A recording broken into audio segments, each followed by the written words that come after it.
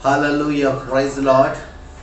प्रभु यीशु मसीह के सामर्थी अद्भुत और पवित्र नाम में आप सबका हार्दिक अभिनंदन। परमेश्वर आपको बहुतायत से आशीषित करे।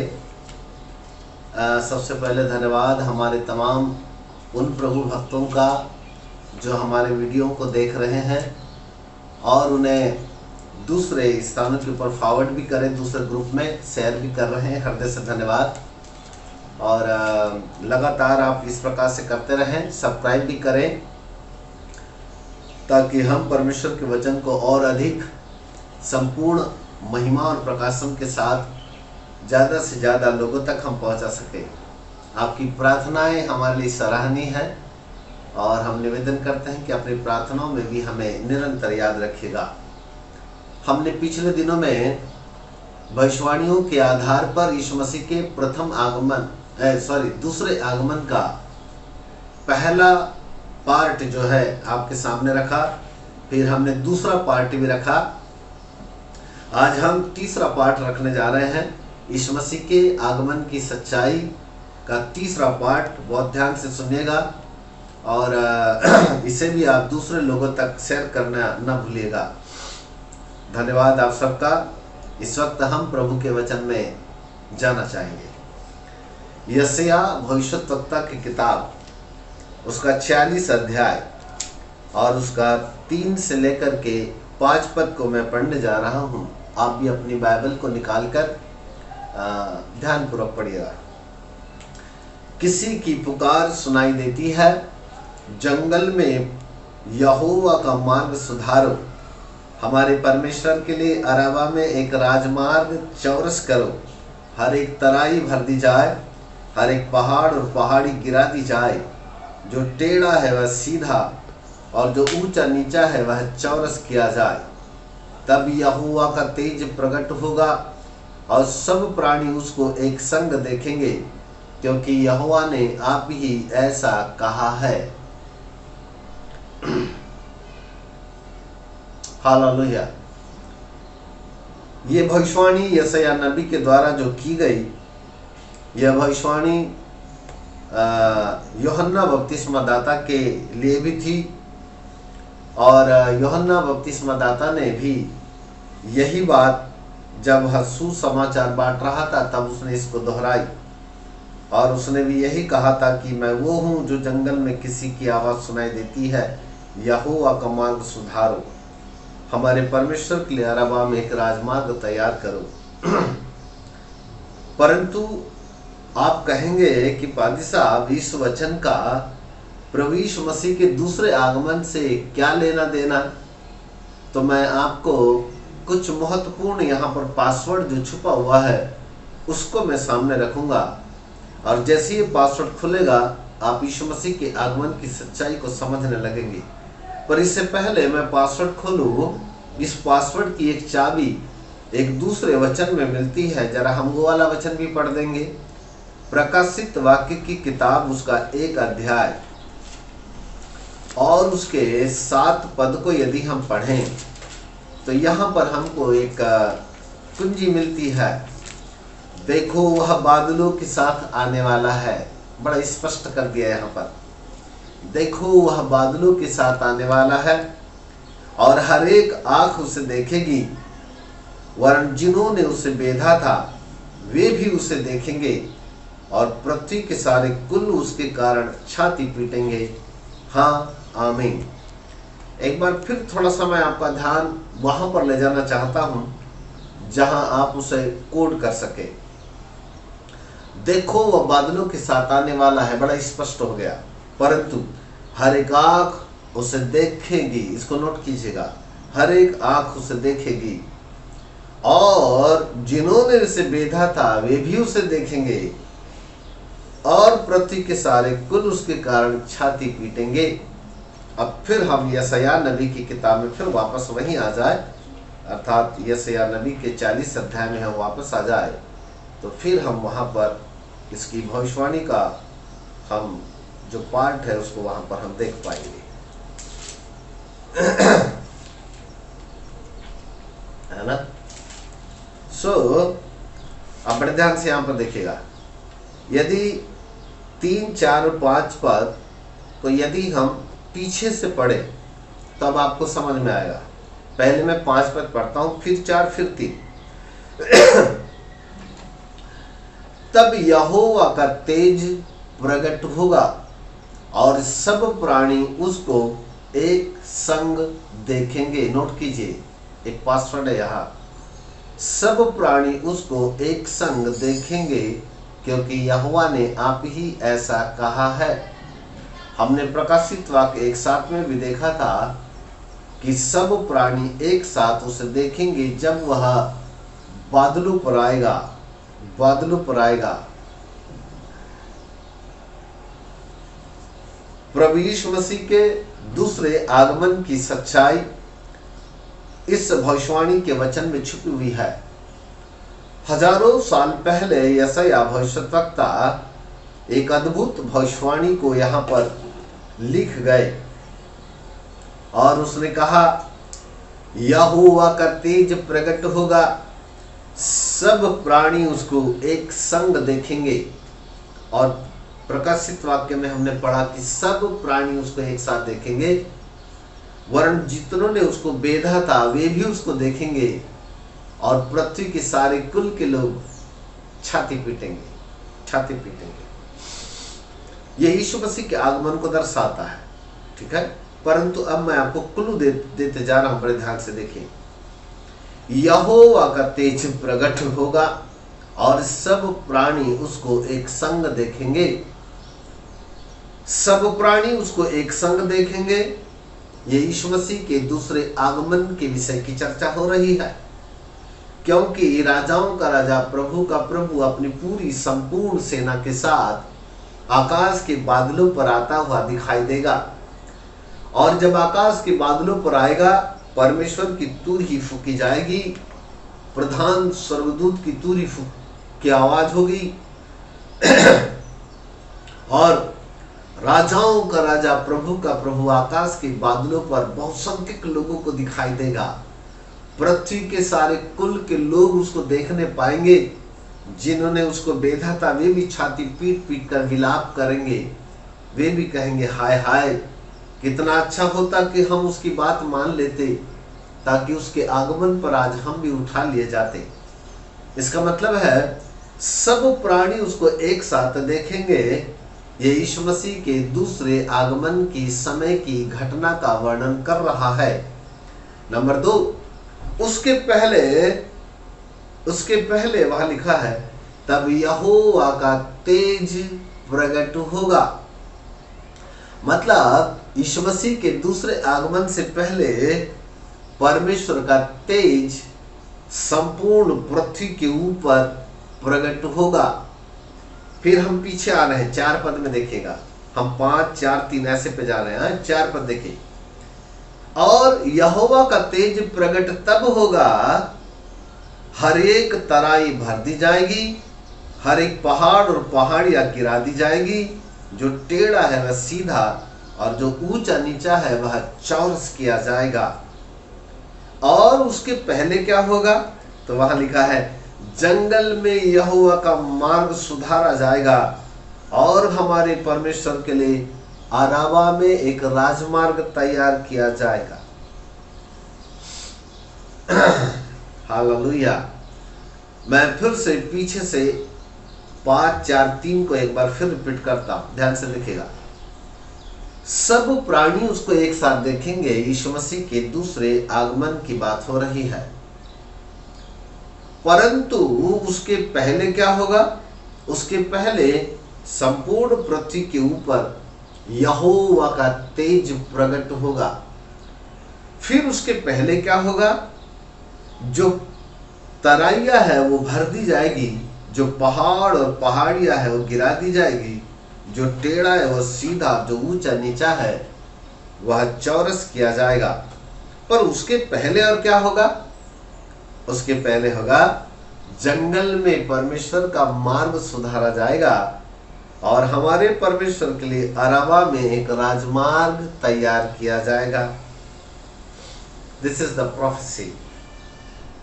ये भविष्यवाणी है यीशु मसीह के आगमन की, प्रमुख भविष्यवाणी बड़े भविष्यवक्ता यशायाह ने किया, जिसे लाखों लोग अभी तक समझ नहीं पाए। बहुसंख्यक रूप से पृथ्वी के ऊपर जब किसी भी प्रकार की महामारी आ जाए, जब पृथ्वी के ऊपर किसी प्रकार की हलचल दिखाई देने लगे, या किसी प्रकार का विश्व युद्ध दिखाई देने लगे, या थोड़ा मोड़ा किसी देश के ऊपर आक्रमण होने लगे, तो हम उसे यीशु मसीह के दूसरे आगमन से जोड़ देते हैं, और फिर हम चारों तरफ इन बातों को फैलाते हैं कि बस यीशु मसीह का आगमन निकट है, या बिल्कुल धरती का अंत निकट है, अभी धरती यहाँ से बिल्कुल गायब हो जाएगी। कुछ लोगों का ऐसा मानना है। मेरे प्रिय भाई और बहनों, धरती आकाश बदलेंगे, जरूर बदलेंगे, परंतु अभी नहीं। यीशु मसीह के आगमन के बाद 7 साल का महाक्लेश काल होगा, और 7 साल के महाक्लेश काल के बाद फिर ये पृथ्वी जो है ये ट्रांसफॉर्म्ड की जाएगी, परिवर्तित की जाएगी, आकाश परिवर्तित किया जाएगा, ताकि नया आकाश और नई पृथ्वी का निर्माण हो जाएगा। इसका मतलब है कि पृथ्वी का अंत होना यीशु मसीह के आगमन की भविष्यवाणी नहीं है, परंतु पृथ्वी का अंत यीशु मसीह के आगमन के बाद 7 साल का महाक्लेश काल, और 7 साल के महाक्लेश काल के बाद फिर इस नए आकाश और नई पृथ्वी का निर्माण होगा। का मतलब है पुराना आकाश, पुरानी पृथ्वी जाती रहेगी। प्रकाशित वाक्य 21 अध्याय के 1 पद को जब हम देखते हैं तो वहां लिखा है, फिर मैंने नए आकाश और नई पृथ्वी को देखा। इसका मतलब है पुराना आकाश, पुरानी पृथ्वी वहां पर समाप्त हो गई। कहने का मतलब यह है, हम बहुत बारीकी से भविष्यवाणी के ऊपर ध्यान दें। भविष्यवक्ताओं ने बहुत ही कोड भाषा में, पासवर्ड भाषा में उन लोगों ने यीशु मसीह के आगमन की भविष्यवाणियों को सामने रखा था, परंतु उन दिनों में बहुसंख्यक लोग उन भविष्यवाणियों को समझ पाए या नहीं समझ पाए, हमें ऐसा कहना ठीक नहीं है। परंतु नए नियम में जब प्रेरित लोग आए तो प्रेरितों ने भी इन भविष्यवाणियों का अध्ययन किया, और कुछ प्रेरितों को मालूम था कि ये समय, ये चिन्ह कब होगा, ताकि यीशु मसीह के आगमन को हम कैसे पहचाने। तो यीशु मसीह ने अपने आगमन की बहुत सारे चिन्ह लोगों के सामने रखा, अपने चेलों को भी उसने प्रकट किया था। परंतु चेलों को ऐसा लगता था, जब भी कोई घटना होती थी तो ऐसा लगता था कि शायद अभी वो समय आ गया है, ऐसा लगता है शायद प्रभु का आगमन बिल्कुल अभी है। परंतु कुछ भविष्यवाणियां हमें इस ओर संकेत दे रही है कि हम यीशु मसीह के आगमन को इन महामारियों से जोड़कर हम समझ नहीं रहे हैं। हमारी समझ से परे है। हमें किसी भी प्रकार की छोटी मोटी आपत्तियों से हम यीशु मसीह के आगमन को नहीं जोड़ सकते। ये तो प्रारंभ है, ऐसा तो कई बार होगा। कई बार धरती तो पहली बार लॉक्ड हुई है, न जाने और कितने साल के बाद और कितने समयों तक पृथ्वी के काम रुक से जाएंगे, न जाने कितने दिनों तक पृथ्वी लॉक्ड होगी, कब कब होगी हम कह नहीं सकते। परंतु ये तो पीड़ाओं का प्रारंभ है, ये अंत नहीं है, ये पीड़ाओं का प्रारंभ है, ये शुरुआत है। तो भविष्यवाणी के आधार पर जब हम देखते हैं कि आकाश के बादलों पर जब प्रभु यीशु मसीह आएगा, तब यशायाह भविष्यवक्ता कहते हैं कि सब प्राणी उसको एक संग ऊपर की ओर देखेंगे। नंबर 2, उसके पहले क्या होगा? तब यहोवा का तेज संपूर्ण पृथ्वी के ऊपर प्रकट होगा। अब ये कौन सी भविष्यवाणी है? ये किस तेज की बात कर रहा है? जरा हम इसका विश्लेषण आपके सामने करेंगे जी। परंतु उसके पहले और कुछ भविष्यवाणियों का पूरा होना अनिवार्य होगा। उदाहरण के लिए बाइबल कहती, जंगल में यहोवा का मार्ग सुधारो और हमारे परमेश्वर के लिए अराबा में एक राजमार्ग तैयार करो। सबसे पहले मैं 3 वचन की भविष्यवाणी को आपके सामने एक्सप्लेन करना चाहूंगा। उसके बाद फिर आप समझ जाएंगे कि भविष्यवाणियां जो यशायाह नबी के आधार पर कही गई है वो किस ओर हमें संकेत देती है। जंगल में यहोवा का मार्ग सुधारो, हमारे परमेश्वर के लिए अराबा में एक राजमार्ग तैयार करो। अराबा में राजमार्ग तैयार करो। ये अराबा अरब कंट्री से, अरब देश है।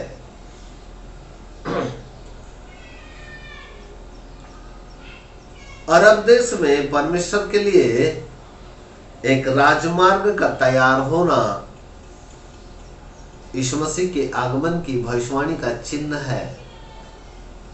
पिछले 2 पार्ट में, 2 एपिसोड में हमने अलग अलग भविष्यवाणी के विषय में आपके साथ चर्चाएं की, परंतु ये भी उन भविष्यवाणी में शामिल है जहां पर यशायाह नबी कहते हैं अराबा में परमेश्वर के लिए एक राजमार्ग तैयार करो, चौरस करो।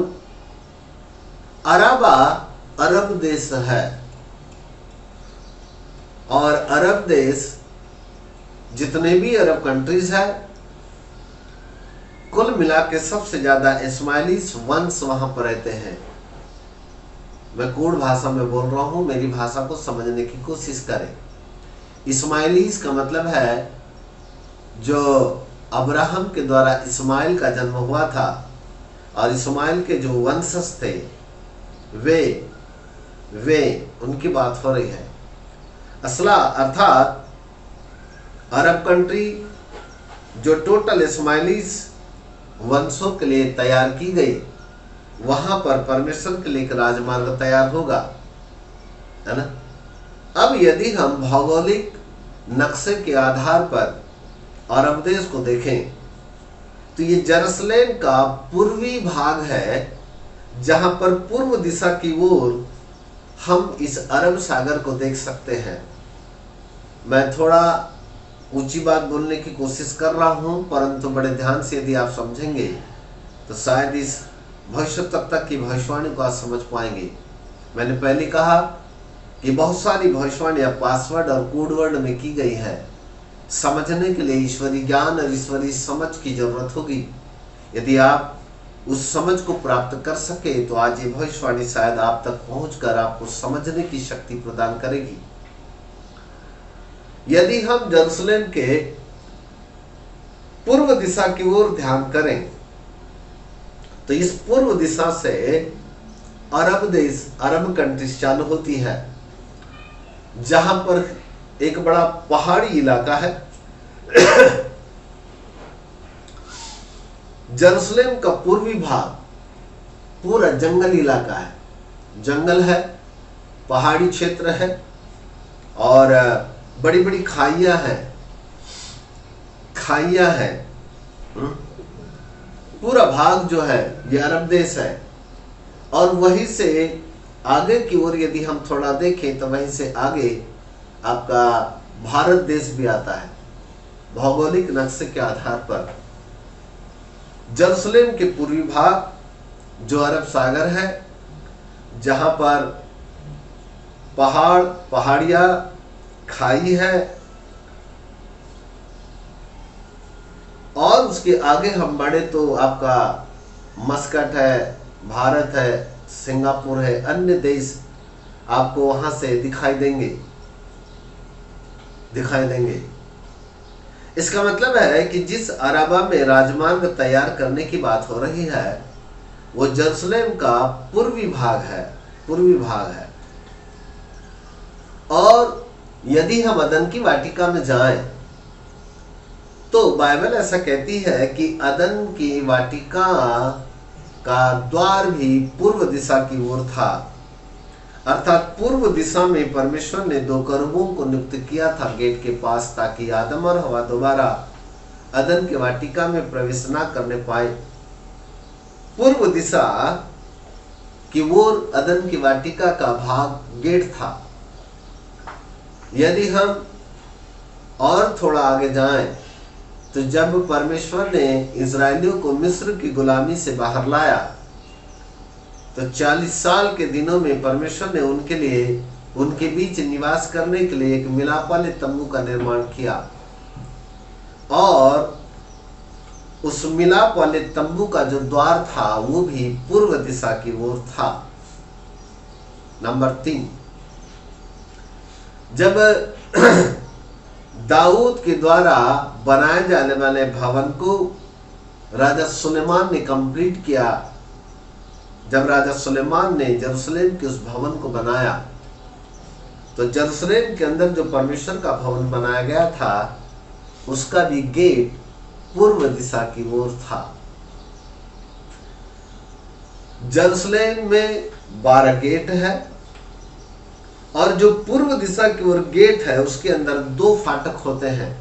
पूर्व दिशा में 2 फाटक होते हैं, एक है गोल्डन गेट और एक है लॉयन गेट, सोना द्वार और सिंह द्वार। और जो सोना द्वार है, उस द्वार से यदि पूर्व दिशा की ओर देखा जाए तो पूरा का पूरा पूर्वी भाग पहाड़ी इलाका, जंगली इलाका है, वहां बड़ी बड़ी खाइयां है और वहीं से अरब देश चालू होता है।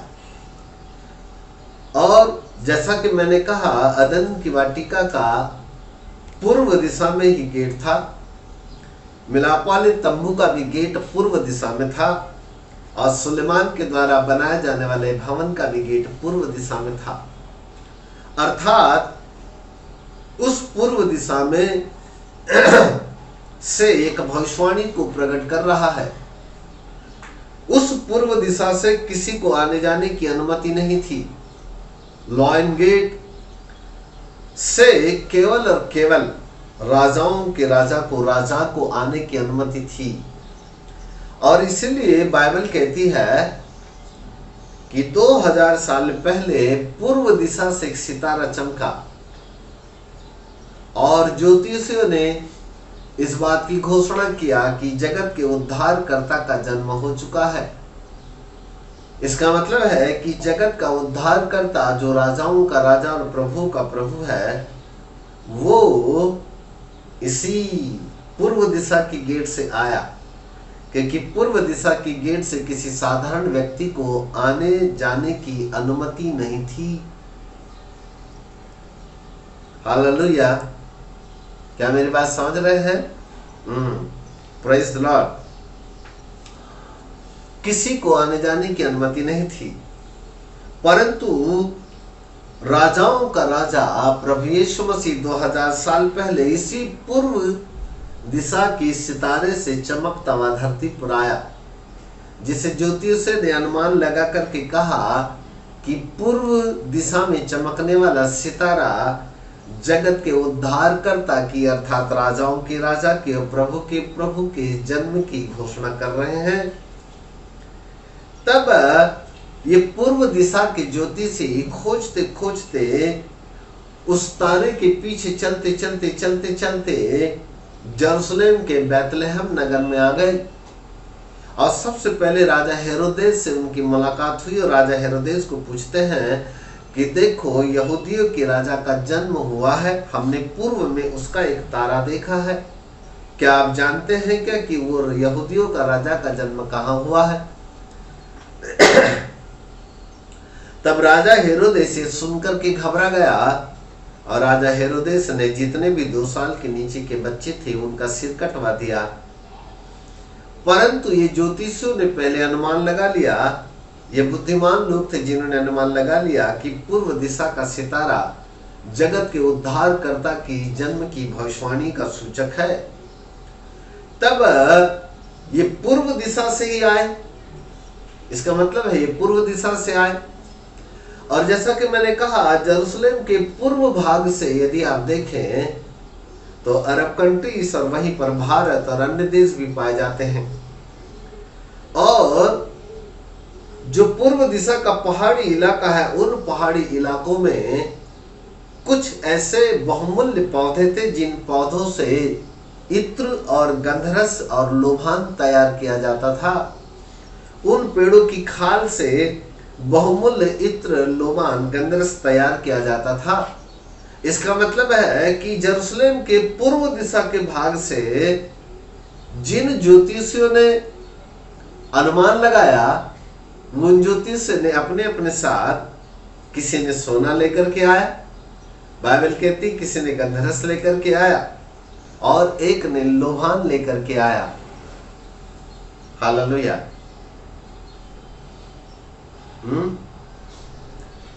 और जैसा कि मैंने कहा कि पूर्व दिश के पहाड़ी इलाके, पहाड़ी जो देश थे, उनमें उन पौधों से गंधरस और लोबान उनकी छालों से बनता था। इसका मतलब है कि दो ज्योतिषी उन पहाड़ी इलाकों से होकर के आए, परंतु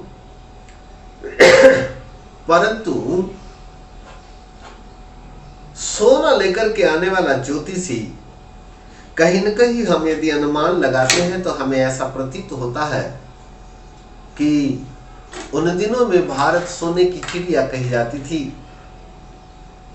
ऐसा प्रतीत होता है कि तीसरा ज्योतिषी जिसने अपने थैले में सोना भर के लेके गया था, वह हमारे भारत का होना चाहिए, क्योंकि भारत देश में से एक ज्योतिषी इसलिए गया होगा क्योंकि उन दिनों में भारत सोने की चिड़िया थी और यहाँ पर सोना बहुसंख्यक रूप में प्राप्त किया जाता था।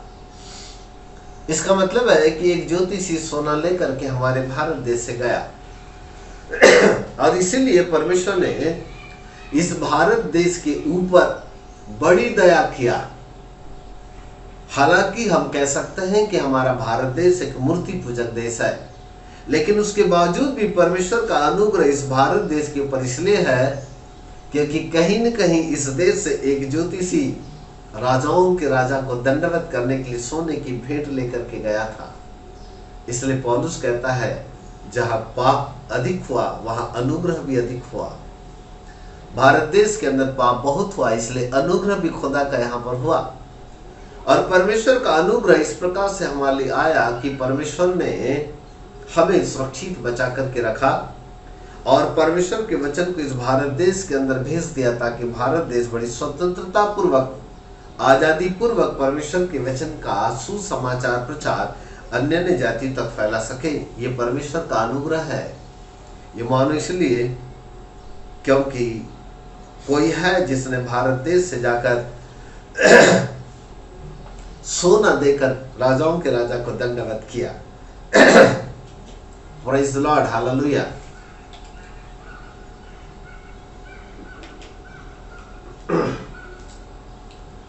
ऐसा तीनों ज्योतिषी जब एक साथ इस पूर्व दिशा से निकलने वाले सितारे को देखते देखते यरूशलेम पहुंच गए, तब इस सितारे को देखते हुए यरूशलेम में आ गए और सितारा जहां पर रुक गया, ये तारा जहां पर रुक गया, वहीं पर आकर उन्होंने बालक यीशु को मरियम के साथ देखा।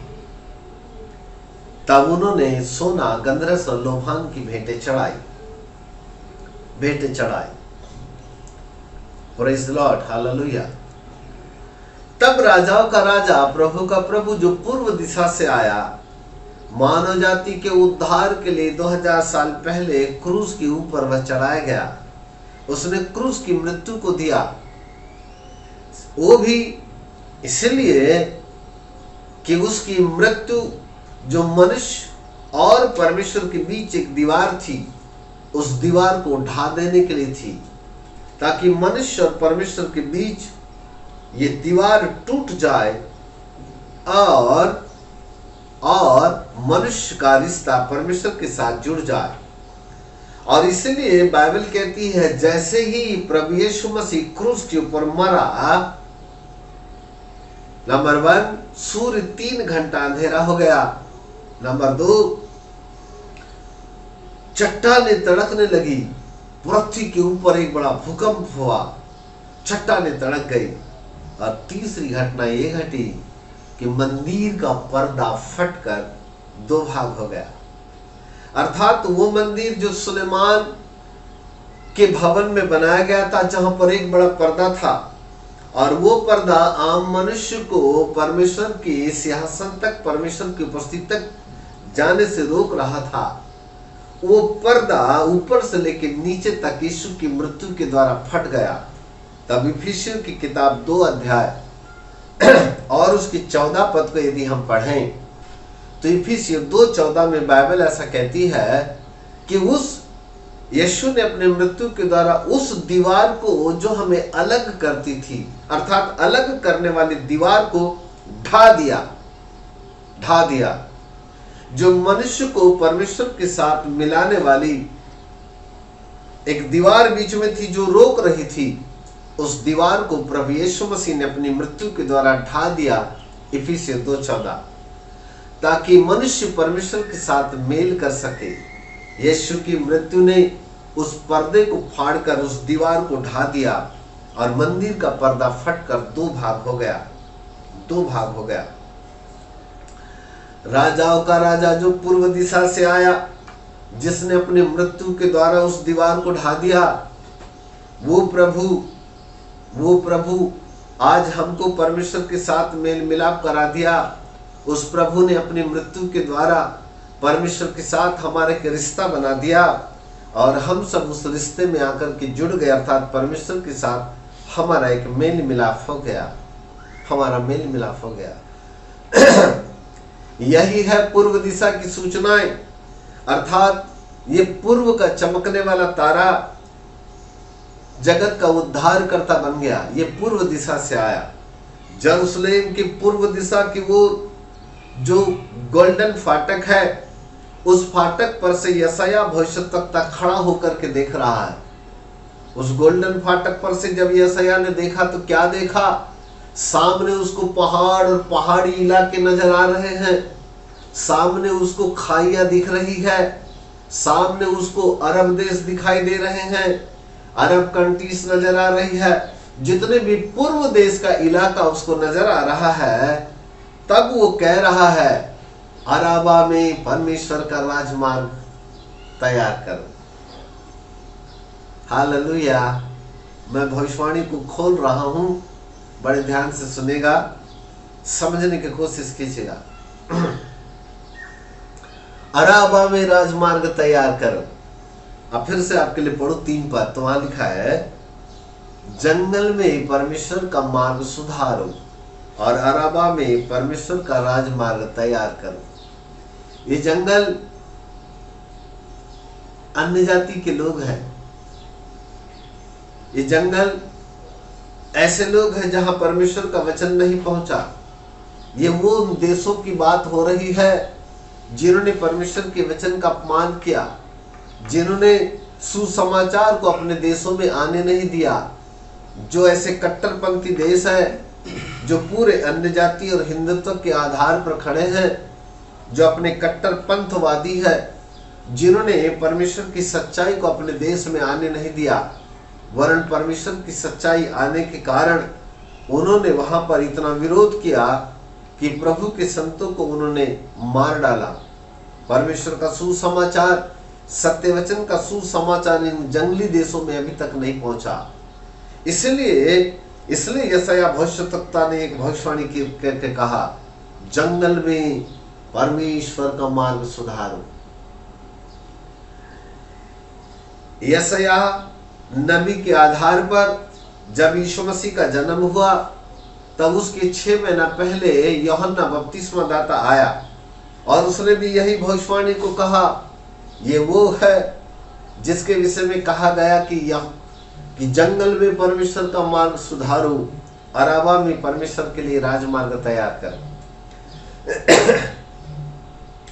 ये जंगली देश है जिन्होंने परमेश्वर के वचन का अपमान किया है, जिन्होंने परमेश्वर की सच्चाई को आने नहीं दिया, इन्होंने परमेश्वर के सुसमाचार को अपने नगर में आने नहीं दिया, अपने देश से इन्होंने अलग रखा है।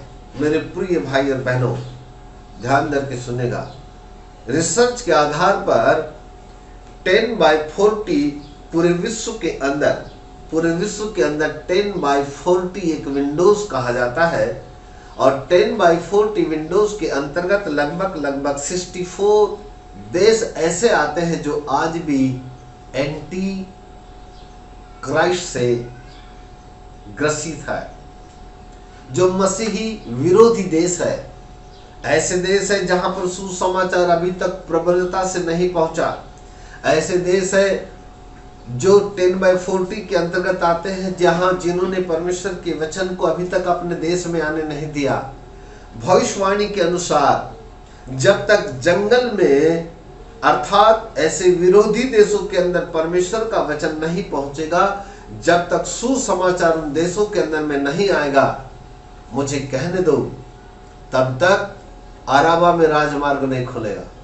और जब अराबा में राजमार्ग खुलेगा तब पहाड़ पहाड़ियां गिरा दी जाएगी, ऊंच नीच समतल किया जाएगा, खाइयां तराइयां भर दी जाएगी। तब उसके बाद एक और भविष्यवाणी होगी कि संपूर्ण पृथ्वी के ऊपर परमेश्वर का तेज प्रकट होगा। और जब परमेश्वर का तेज संपूर्ण पृथ्वी के ऊपर प्रकट होगा तब हम आकाश के बादलों पर राजाओं के राजा को आता हुआ देख पाएंगे। अब आप ही आकलन कीजिएगा कि अभी प्रभु यीशु मसीह के आगमन में कितनी देर होना चाहिए। हम कोई समय, कोई तारीख, कोई वर्ष आपको नहीं बता रहे हैं, परंतु हम भविष्यवाणियों का संकेत दे रहे हैं। अभी ऐसे कई जंगली देश है जहां पर सुसमाचार अभी तक नहीं पहुंचा। ऐसे कई स्थान है जहां पर जिन्होंने यीशु मसीह का नाम नहीं सुना। आज भी ऐसे देश है जहां पर यह कानून बनाया गया है कि यीशु मसीह का नाम सुनो तो गोली मार दो, और उनको मार दिया जाता है। यदि वहां पर भूल से भी बाइबल पाई गई या किसी ने भी यीशु मसीह का नाम ले लिया तो उन्हें गोली मार दिया जाता है। आज भी ऐसे देश है। मुझे कहने दीजिएगा कि यदि ऐसे देशों में जब तक सुसमाचार नहीं जाएगा, अराबा में राजमार्ग कैसे तैयार होगा? इसका मतलब है भविष्यवाणी नंबर 1, इस जंगली स्थान यानी ऐसे देश जिन्होंने परमेश्वर के वचन को ग्रहण नहीं किया, सबसे पहले सुसमाचार इन देशों में जाएगा। नंबर 2, दूसरी भविष्यवाणी यह होगी कि अराबा में राजमार्ग तैयार होगा। मतलब अरब देश के अंदर, अरब कंट्रीज के अंदर परमेश्वर का राजमार्ग तैयार होगा। यह अरब देश, जैसा कि मैंने कहा, इस्माइली लोगों का देश है, जहां पर इस्माइल के वंशज है। कोड भाषा में बोल रहा हूं, समझ जाइए। जहां पर इस्माइली के वंशज है, तब परमेश्वर का वचन इस्माइली लोगों के बीच में जाएगा, और तब इस्माइली लोग भी घुटनों पर आकर के राजाओं के राजा को ग्रहण करेंगे, अपने उद्धारकर्ता के रूप में, प्रभु के रूप में ग्रहण करेंगे। इनके भी घुटने टिक जाएंगे। जितने भी अरब कंट्रीज होगी उन देशों के अंदर भी परमेश्वर का सुसमाचार जाएगा। ये अरब कंट्रीज के लोग प्रभु यीशु मसीह को उद्धारकर्ता के रूप में स्वीकार करने लगेंगे, अपनी जुबान से कहने लगेंगे, और इनके द्वारा भी सुसमाचार फैलना चालू हो जाएगा। और जब अरब देश के अंदर परमेश्वर का राजमार्ग तैयार होगा, अर्थात परमेश्वर अरब देश के अंदर जब चलना चालू कर देगा, जिसमें इस्माइली लोग परमेश्वर को, प्रभु यीशु मसीह को अपना उद्धारकर्ता ग्रहण करना चालू कर देंगे, तब ये भविष्यवाणियां साबित पूरी हो जाएगी। पहाड़ पहाड़ियां गिरा दी जाए, तराइयां भर दी जाए, जो ऊंच नीच है उसको समतल कर दिया जाए। हालेलुया। जानते हो ये भविष्यवाणी किधर इशारा कर रही है? तब ऐसा होगा कि अचानक परमेश्वर का भय अन्य जातियों के अंदर आएगा। परमेश्वर का भय इन अरब कंट्रीज के अंदर भी आएगा। परमेश्वर का भय इन जंगली स्थानों में, जंगली देशों के अंदर भी आएगा। और अचानक लोग परमेश्वर के भय से होकर, जो उनके जीवन के अंदर के जो पहाड़ और पहाड़ियां है, घमंड, अकड़पन, हठीलापन, नहीं मानता, नहीं जाऊंगा, नहीं बात करूंगा, नहीं पड़ती मेरी उसके साथ, 36 का आंकड़ा है, कभी बात नहीं करूंगा, दुनिया इधर की उधर हो जाए, ये जितना भी अकड़पन है, ईगो, स्वाभिमान, घमंड, मनुष्य का गर्व टूट जाएगा। ये पहाड़ और पहाड़ियां मनुष्य के मैं को दर्शाती है, मनुष्य के घमंड को दर्शाती है, उनके ईगो को दर्शाती है, उनके स्वाभिमान को प्रकट करती है। आज भी मसीह लोग ऐसे हठीले हैं जिनका हृदय बड़ा कठोर है, नहीं करेंगे बात, नहीं करना है हमको, नहीं जाना है हमको, नहीं मानेंगे हम। आजकल लोग पादी साहब की बात को नजरअंदाज करने लगते हैं। परमेश्वर की आवाज तो सुनना दूर, अपने आप को ऐसे तोप का गोला समझ बैठे हुए हैं जैसे वे परमेश्वर के द्वारा बहुत कुछ जानते होंगे। जानते तो इतना भी नहीं, लेकिन अपने आप को एक बड़े रूप में साबित करने की कोशिश करते हैं। आज असंख्य लोग ऐसे हैं जो छोटी छोटी बातों के ऊपर रूठ जाते हैं, क्रोधित हो जाते हैं। हमको मान नहीं मिला, हमको सम्मान नहीं मिला, हम फलानी जगह गए थे, हमको एक फूलमाला नहीं दिया गया, हम फलानी जगह पे गए थे, हमारा नाम ही नहीं लिया, तो हमारा बड़ा अपमान ही हो गया, तो हमको खाने को ही नहीं मिला। इन छोटी छोटी बातों के द्वारा जो पहाड़ और पहाड़ियां तुम्हारे जीवन के अंदर जो पनप रही है ना, मेरा परमेश्वर इन पहाड़ और पहाड़ियों को गिरा देगा। विश्वासी जगत के अंदर जितने भी ऐसे पहाड़ पहाड़ियां जो डंक के पंखे के रूप में उग रहे हैं, जहां पर खाई आ गई है, अर्थात गेप आ गया। खाई तराई का मतलब एक गेप आ जाना, एक एक अलगाव हो जाना, चाहे विश्वासी के साथ बात नहीं कर रहे हैं। 36 का आंकड़ा हो गया, जहां पर उनके जीवन के अंदर बात नहीं करने की एक इच्छा उत्पन्न हो गई। नहीं जाएंगे, नहीं करेंगे बात, इधर की उधर हो जाए, हम तो बिल्कुल कभी बात नहीं करेंगे जी, जो भी होना है देखा जाएगा, लेकिन नहीं पड़ती तो नहीं पड़ती। विश्वासी जगत के लोगों, ये किधर इशारा कर रहे हो? अपने परमेश्वर का अपमान कर रहे हो। तुम्हारा हठीलापन, तुम्हारा कठोरता, तुम्हारे मन के अंदर का घमंड तुमको तोड़ रहा है। तुम्हारे जीवन के अंदर की आने वाली विपत्ताएं, तुम्हारा अपना खुद का जीवन है, जहां परमेश्वर ने जानबूझकर तुम्हारे ऊपर ये क्रिएट किया है कि तुम्हारे घुटने नीचे टिक जाए, तुम दीन और नम्र बन जाओ, जिससे कि वो पहाड़ और पहाड़ियां गिरा दी जाए। हालेलुया। आज एक पासवान दूसरे पासवान से भयभीत हो जाता, एक पासवान दूसरे पासवान के साथ संगति नहीं करता, अपनी कलीसिया को दूसरे कलीसिया के अंदर जाने नहीं देता। कहीं ऐसा न हो कि दूसरा पासवान उसकी भेड़ों को चुरा के चला जाए। आज मतभेद यदि देखा जाए तो हमारे बीच में, पासवानों के बीच में है, हमने दूरियां बना ली है, हमारे बीच में तराई आ गई है, हम लोगों ने उस अलगाववाद को जन्म दे दिया है, अपनी कलीसिया को स्वतंत्रता पूर्वक जाने नहीं देते। कहीं न कहीं ये मतभेद मनुष्य के अंदर उत्पन्न होने लगा है। जब तक परमेश्वर का भय कलीसिया के अंदर नहीं आएगा, जब तक विश्वासी जगत के लोग इस भय में होकर जीवन के अंदर के जो पहाड़ और पहाड़ियां उग गई है, जो तराइयां आकर के जो मनुष्य के अंदर गेप आ गया है, उस अलगाववाद को जब तक वह रिपेंट करके ठीक नहीं करेगा, तब तक यहोवा का तेज इस पृथ्वी के ऊपर नहीं आएगा। Praise the Lord, hallelujah.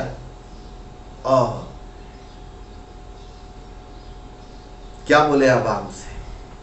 आज यदि 99% कलीसिया का आकलन किया जाए तो कहीं न कहीं मतभेद है। और मैं आपको बताऊं, एक विश्वासी का सबसे बड़ा दुश्मन उसका पादरी है। पता नहीं क्यों, यदि विश्वासियों को पूछा जाए, मैं अलग अलग जगह का रिसर्च करके आपको बता रहा हूं, यदि विश्वासियों को अकेले में पकड़ करके बात किया जाए ना, तो विश्वासी लोग कहेंगे हमारा सबसे बड़ा दुश्मन उनका पादरी है। कहीं न कहीं यदि बैठ जाए तो पादरी की नोच खोच और उनके दोषारोपण करना कभी बंद नहीं करेंगे। एक पासवान जो उनको जीवन देता है, वो पासवान जो परमेश्वर का वचन उनको सिखाता है, उसी की बात मानने से अपने आप को इनकार कर देते हैं। कितने नीचे स्तर के ऊपर चली गई है कलीसिया। आज उनका अपना घमंड, उनका अपना गर्व, उनका अपना अकड़पन, उनकी अपनी ईगो, उनकी कठोरता, पत्थर दिल हो जाना, ये तमाम बातें मानो आज कलीसिया को परमेश्वर से कोसों दूर रखा हुआ है। हम सीना ठोक कर जरूर ऐसा कहते दिल की तसल्ली के लिए कि खुदा मेरे साथ में है। हजारों लोग ऐसी गवाही देते, परमेश्वर ने मेरे को ये काम किया, परमेश्वर ने वो काम किया, परमेश्वर बिल्कुल मेरे साथ में था, प्रभु ने मेरे को बचा लिया। ऐसा प्रतीत होता है कि परमेश्वर स्वर्ग को छोड़कर केवल तुम्हारे पास आ गया है, तुम्हारी रखवाली करने के लिए आ गया है। झूठी तसल्ली देना बंद करो। सबसे पहले अपने जीवन को चेक करो। उन पहाड़ और पहाड़ियों को जो उग गए हैं, उनको जरा नीचे गिराओ। ये घमंड को जरा नीचे लेकर के आओ। दीन और नम्र बन जाओ। अपने आप को तोड़ दो। ये तराइया जो आ गई, जिसके अंदर गेप आ गया है, आपके पासवान के साथ, आपके लोगों के साथ, विश्वासी लोगों के बीच में जो गेप आ गया है, उस गेप को जरा ठीक करो। एक दूसरे से बात करना सीखो। छोटे बन करके एक दूसरे से बात करना सीखो। एक दूसरे की चिंता करना सीखो। एक दूसरे के लिए प्रार्थना करना सीखो। जब हम एक दूसरे के लिए प्रार्थना करेंगे, तब जाकर के हमारे बीच जो गेप आ गया है, वो जरा ठीक होना चालू हो जाएगा। रिश्ते सुधारो। जो रिश्ते आपके आपस के अंदर बिगड़ गए उन रिश्तों को सुधार लो, तब परमेश्वर का अनुग्रह हमारे ऊपर आएगा और ये अनुग्रह हमको उन पहाड़ और पहाड़ियों को गिरा देगा, जो ऊंच नीच है उसको ढा देगा। मतभेद जो ऊंच नीच का, छोटा और बड़ा क्या, आज कलीसिया के अंदर देखा जाए तो कई जगह मतभेद होता है, ऊंच नीच की बात होती है। अच्छा ये बड़ा आदमी है तो उसको ज्यादा आदर सम्मान दिया जाए, नहीं ये छोटा आदमी है तो इसको सम्मान जरा कम दिया जाए, ऐसा ना करें। मेरे प्रिय भाई और बहनों, मतभेद ना रखें, ऊंच नीच का भेदभाव ना रखें। कलीसिया में छोटे बड़े सब लोग होते, सबको बराबरी का दर्जा दें, सभी लोगों के साथ बराबरी का प्रेम का व्यवहार करना सीखें, किसी को छोटा किसी को बड़ा ना बनाएं, क्योंकि परमेश्वर के दृष्टिकोण में सब लोग बराबर है। परमेश्वर सबों को एक जैसा देखता है। ये ऊंच नीच भर दिया जाएगा, समतल किया जाएगा, तराइया भर दी जाएगी, जो गैप आ गया है उसको परमेश्वर पूरा करेगा। क्या आप इन भविष्यवाणी को समझ रहे हैं? नंबर 1, जंगल में यहोवा का मार्ग सुधारू, मतलब ये जंगली देश है जिन्होंने परमेश्वर के वचन को नहीं माना। 10/40 के अंतर्गत आने वाले ऐसे देश जहां पर आज भी सुसमाचार नहीं पहुंचा, ऐसे देशों के अंदर परमेश्वर का वचन जाएगा, सुसमाचार जाएगा और ये लोग प्रभु को ग्रहण करेंगे। नंबर 2, तब अरब देश के अंदर द्वार खुलेगा और अरब कंट्रीज के अंदर जो इस्माइली वंश के लोग हैं, क्योंकि वो भी परमेश्वर की दूसरी प्रजा है और परमेश्वर की दूसरी प्रजा जो इस्माइल के द्वारा इस्माइलीस के रूप में आई, परमेश्वर उनको भी अनुग्रह देगा कि वे भी सत्य को जाने और उद्धार को प्राप्त करने पाए। तब ऐसा होगा कि परमेश्वर का तेज इस धरती के ऊपर प्रकट होगा और ये परमेश्वर का जो तेज है, ये परमेश्वर का अनुग्रह है। मानो परमेश्वर की ओर से एक ऐसी ज्योति इस पृथ्वी के ऊपर चमकेगी कि हर एक मनुष्य के मन के अंदर ईश्वरीय स्वभाव उत्पन्न होना चालू हो जाएगा। हर एक मनुष्य का मन छोटा बनने की कोशिश करने लगेगा, उसका मैं खत्म हो जाएगा, उसका गर्व खत्म हो जाएगा, उसके अंदर का घमंड खत्म हो जाएगा। ये परमेश्वर पवित्र आत्मा के रूप में इस धरती के ऊपर एक ऐसी ज्योति, एक ऐसे तेज को प्रकट करेगा, जो तेज एक ऐसा मान के चलिए कि परमेश्वर की ओर से एक बड़ा अनुग्रह होगा और ये अनुग्रह विश्वासी जगत के लोगों के अंदर पाया जाएगा, ताकि विश्वासी लोग अपने हठीलेपन को, अपने कड़वाहट को, अपनी ईर्ष्या को, जलसी को, भेदभाव को, बैर को, मतभेद को, ऊंच नीच को सब अलग कर देंगे। ईगो अलग हो जाएगा, उनका घमंड टूट जाएगा और लोग छोटे बनकर, दीन बनकर, नम्र बनकर केवल और केवल परमेश्वर की महिमा करना चालू कर देंगे। एक दूसरे से मिला करेंगे, एक दूसरे से बातें हो जाएगी, रिश्ते ठीक होना चालू हो जाएंगे, लोग अपने दुश्मन से भी प्रेम करना चालू कर देंगे। ऐसा यहोवा का तेज इस धरती के ऊपर प्रकट होगा, अर्थात कलीसिया के अंदर सुधार होना चालू हो जाएगा। कलीसिया सांसारिक स्वभाव से हटकर, शैतानी स्वभाव से हटकर ईश्वरीय स्वभाव में परिपूर्ण होना चालू हो जाएगी। कलीसिया की दशा ईश्वरीय स्वभाव से परिपूर्ण होना चालू हो जाएगी, क्योंकि पवित्र आत्मा का अनुग्रह परमेश्वर के तेज के द्वारा इस धरती के ऊपर प्रकट होगा और संपूर्ण धरतीवासी जो है ये ईश्वरीय स्वभाव में परिपूर्ण होंगे। मानवीय आचरण ईश्वरीय आचरण में तब्दील होने लगेगा, प्रेम का व्यवहार होने लगेगा, नम्रता और दीनता और धीरज, संयम और भलाई और कृपा और मनुष्य के जीवन के अंदर दिखाई देने लगेगी। ऐसा प्रतीत होगा जहां पर ईश्वरीय स्वभाव कलीसिया के अंदर में आ रहा है। जब कलीसिया के अंदर ईश्वरीय स्वभाव का समागम होना चालू हो जाएगा, चाहे वो जंगली स्थानों की कलीसिया हो, चाहे वो वर्तमान में जो कलीसियाएं तैयार हो रही है और हो चुकी है उन कलीसिया की बात करें तो वहां पर भी परमेश्वर ऐसा ही करेगा। और अरब देशों के अंदर जिन कलीसियाओं का निर्माण होगा, अर्थात जहां पर इस्माइली वंश के लोग जिस दिन प्रभु को ग्रहण करना चालू कर देंगे, उस वहां की भी कलीसियाओं के अंदर पवित्र आत्मा का अनुग्रह परमेश्वर के तेज के द्वारा प्रकट होगा, उनके स्वभाव के अंदर तब्दीली होगी, मार काट, हत्या, हिंसाएं बंद हो जाएगी, लड़ाई झगड़े बंद हो जाएंगे, तेरा मेरा समाप्त हो जाएगा, ये स्वार्थ समाप्त हो जाएगा, कठोरता खुदा बंद कर देगा, पहाड़ और पहाड़ियों को परमेश्वर गिरा देगा।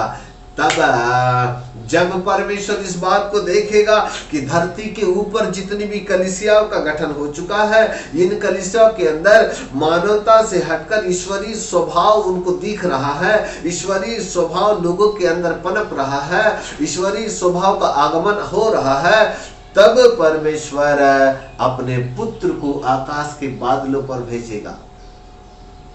Hallelujah, praise the Lord. मेरे प्रिय भाई और बहनों, यशायाह नबी ने ऐसी बहुत सारी भविष्यवाणियां किया जहां पर कोड भाषा में लिखी गई है, परंतु परमेश्वर अपने भक्तों को समझने की शक्ति देते हैं। जो प्रेरित है, जो नबी लोग हैं, उनको इन भविष्यवाणियों का अर्थ समझ में आने लगता है, क्योंकि उनका हृदय परमेश्वर के हृदय से बहुत ही करीब होता है, उनकी आंखें खुली हुई होती है, ताकि वे परमेश्वर के द्वारा, परमेश्वर के दासों के द्वारा, नबियों के द्वारा की जाने वाली भविष्यवाणी को समझ सके। पवित्र आत्मा आपको समझने की शक्ति दे। भविष्यवाणी इधर संकेत दे रही है। केवल हम महामारी के आधार पर ये नहीं कह सकते कि यीशु मसीह का आगमन करीब है। बाइबल कहती है ये तो पीड़ाओं का प्रारंभ है, ये तो तकलीफों का प्रारंभ है। अभी भविष्यवाणी, ओरिजिनल भविष्यवाणी जो भविष्यवक्ता ने कहा है, जरा वहां पर यदि हम गौर फरमाएं तो हमें ऐसा प्रतीत होता है कि यीशु मसीह के आगमन के लिए अभी बहुत समय है, बहुत समय है। Hallelujah, praise the Lord. सबसे पहले वर्तमान समय में जो कलीसिया तैयार की गई है ये तो रहेगी। इनके साथ साथ परमेश्वर 10/40 के अंतर्गत आने वाले ऐसे देश जो जंगली इलाके हैं, जहां पर कलीसियाओं का गठन नहीं हुआ है, वहां पर कलीसियाओं का गठन होगा। उसके बाद पूर्व दिशा की वो जो अरब देश पाए जाते हैं, वहां पर भी इस्माइली वंशों के बीच में सुसमाचार होगा, और इस्माइली लोग प्रभु को ग्रहण करना चालू करेंगे। और जब इस्माइली लोग प्रभु को ग्रहण करना चालू करेंगे, तब परमेश्वर एक और दरवाजा खोलेगा, और वो दरवाजा होगा इजरायली लोगों के लिए। इजरायली लोगों के लिए भी दरवाजा खुलेगा, इस्राएल के लिए भी दरवाजा खुलेगा। तब इजरायली लोग भी परमेश्वर को ग्रहण करना चालू करेंगे, और जब इस्माइली और इजरायली इस दोनों वंश के लोग प्रभु को ग्रहण करना चालू करेंगे, तब यहोवा का तेज, परमेश्वर का तेज इस पृथ्वी के ऊपर प्रकट होगा। पवित्र आत्मा बड़े अनुग्रह के रूप में लोगों के अंदर में आएंगे, लोगों की मानसिक दशा को बदल देंगे, उनके अंदर के तमाम पाप को, उनके अधर्म को, उनके अपराधों को प्रकट करेंगे, और लोग दीन और नम्र होकर, छोटे होकर पश्चाताप करेंगे, ताकि ये वचन पूरा हो जाएगा, पहाड़ पहाड़ियां गिरा दी जाए, तराइयां भर दी जाए, जो ऊंच नीच है वो चौरस किया जाए, समतल किया जाए, समतल किया जाए। Praise the Lord, hallelujah. तब यहोवा का तेज प्रकट होगा। अब जरा इस यहोवा के तेज को हम यहेजकेल भविष्यवक्ता की किताब यहेजकेल भविष्यवक्ता की किताब उसके 43 अध्याय की ओर चले, और जरा 1, 2 और 4 पद को मैं आपके लिए पढ़ता हूं। फिर वह मुझको उस फाटक के पास ले गया जो पूर्व मुखी था। ध्यान दीजिएगा, ये यरूशलेम की फाटक की बात हो रही है। यरूशलेम की फाटक के पास यहाँ पर यहेजकेल भविष्यवक्ता खड़ा है। अब यहेजकेल भविष्यवक्ता भी उसी पूर्व दिशा की फाटक के पास खड़ा होकर वो क्या देख रहा है, जरा ध्यान से देखिए। यहेजकेल पूर्व दिशा की ओर जो फाटक है वहां खड़ा होकर के जो देख रहा है, दूसरे पद को पढ़ते हैं। तब इज़राइल के परमेश्वर का तेज पूर्व दिशा से आया, और उसकी वाणी बहुत से जल की घरघराहट से हुई, और उसके तेज से पृथ्वी प्रकाशित हुई। हालेलुया। इसका मतलब है यहेजकेल भविष्यवक्ता कहते हैं कि जब उन्होंने पूर्व दिशा की ओर देखा तो क्या देखा कि परमेश्वर का तेज पूर्व दिशा से आ रहा है। पूर्व दिशा से एक बड़ा तेज परमेश्वर का आ रहा है। 4 पर, तब यहोवा का तेज उस फाटक से होकर जो पूर्व मुखी था भवन में आ गया, भवन के अंदर आ गया। यरूशलेम के अंदर सुलेमान के द्वारा बनाए जाने वाला भवन के अंदर वो तेज आ गया। जब यहेजकेल पूर्व दिशा की ओर खड़े होकर के देखता है तो क्या देखता है?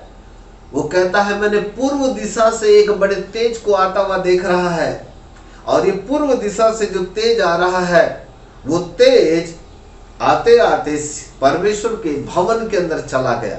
इसका मतलब है ये तेज जो पृथ्वी के ऊपर प्रकट होगा, ये तेज पूर्व दिशा से आएगा, और परमेश्वर के भवन का मतलब है कलीसियाओं के अंदर प्रकट होगा। और इसका मतलब है ये तेज उत्तर दिशा से नहीं, दक्षिण दिशा से नहीं, वरन पूर्व दिशा से होगा, पश्चिम दिशा से भी नहीं, वरन पूर्व दिशा से ये तेज आएगा। और पूर्व दिशा से आने वाले तेज को एक बार फिर मैं आपको याद दिलाऊं कि यदि यरूशलेम के पूर्व दिशा की फाटक के पास खड़े होकर के देखा जाए तो जहां से अरब कंट्रीज और भारत देश भी दिखाई देता है, इसका मतलब है कि परमेश्वर का तेज भारत देश से प्रकट होगा। इसका मतलब है कि परमेश्वर अपने उस अनुग्रह को, परमेश्वर उस अपने पवित्र आत्मा उस अनुग्रह को जो जागृति के रूप में है, वो जागृति के रूप में है, पूर्व दिशा से लेकर के जाएगा। हमें ऐसा प्रतीत होता है भविष्यवक्ताओं की भविष्यवाणी के अनुसार, कहीं ऐसा तो नहीं कि जागृति हमारे देश से जाए, संपूर्ण देश के अंदर जागृति जाने का कारण कहीं हमारा भारत देश तो नहीं।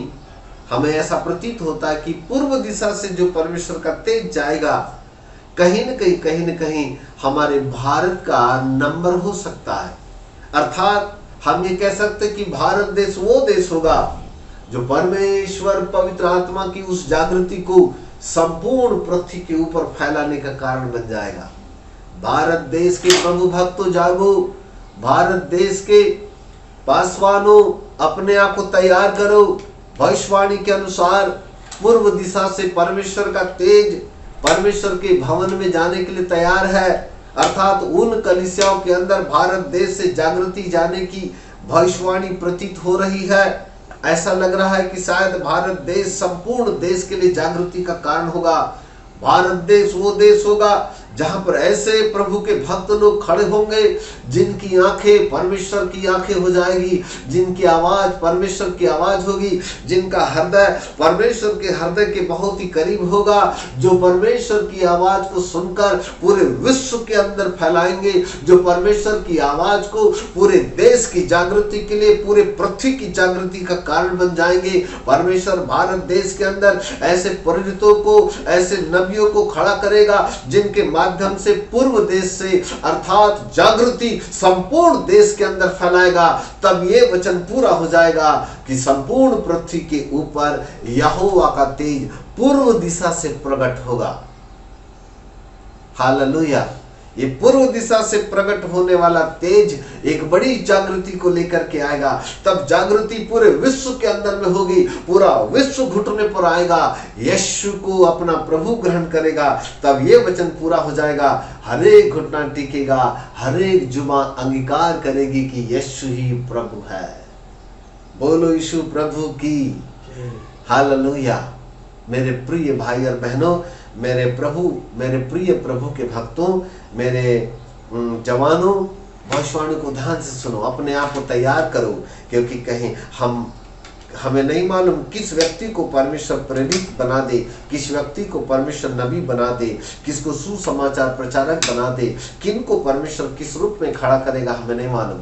परंतु परमेश्वर की आंखें आपके ऊपर लगी है। मेरा परमेश्वर आपको एक बड़े परमेश्वर के दास के रूप में देख रहा है। यदि आप अपने आप को तैयार करें तो शायद आप भारत देश की जागृति के साथ साथ पूरे विश्व की जागृति का कारण बन सकते हैं।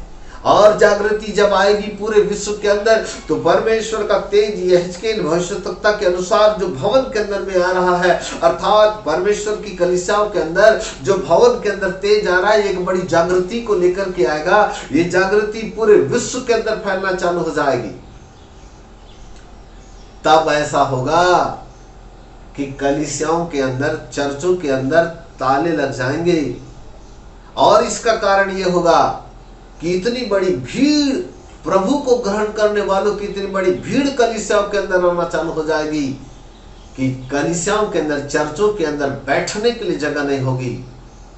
तब लोग मैदानों में इकट्ठा होकर परमेश्वर की आराधना करेंगे। वो दिन आएगा। और जिस दिन आपको ऐसा प्रतीत हो कि लोग चर्चों में नहीं वरन मैदानों में इकट्ठा होकर के आराधना कर रहे हैं, तब समझ लेना जागृति शुरू हो गई है। और जागृति हर देश में होगी, हर कलीसिया में होगी। तब समझ लेना राजाओं के राजा का आगमन करीब है। तब लिखा है सब प्राणी उसको एक संग देखेंगे।